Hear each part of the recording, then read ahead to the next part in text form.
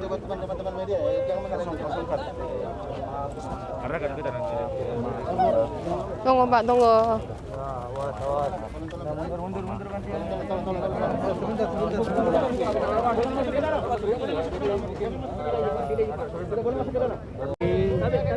Menyampaikan keprihatinan, menyampaikan simpati kepada pihak katedral Makassar ini atas kejadian kita semua berduka dan kita berharap kejadian seperti ini tidak terulang kembali. Kita sampaikan kepada Pak Uskup tadi agar menenangkan jamaatnya, beribadah seperti biasa, tidak perlu ada yang ditakutkan. Kita akan melawan, kita akan hadapi kelompok-kelompok seperti yang kemarin melakukan teror ini secara bersama-sama.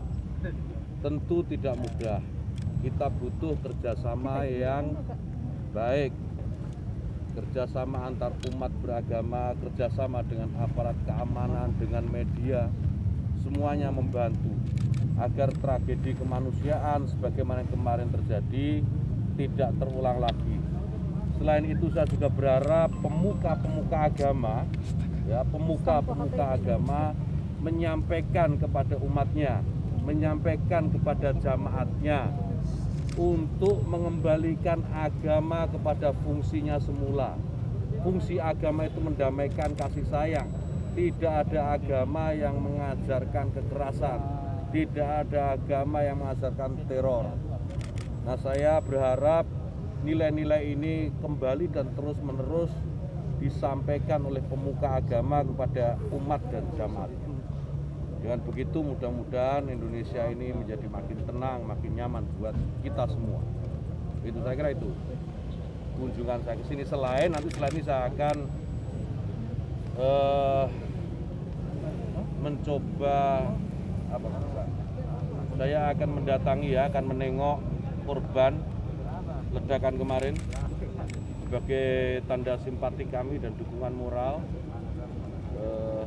Saya akan tengok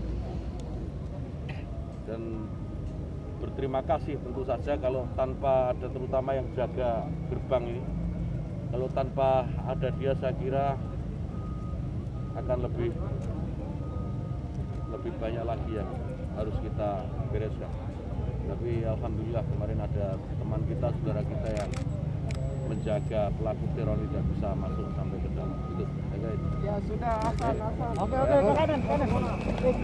Iya, yang mundur ya.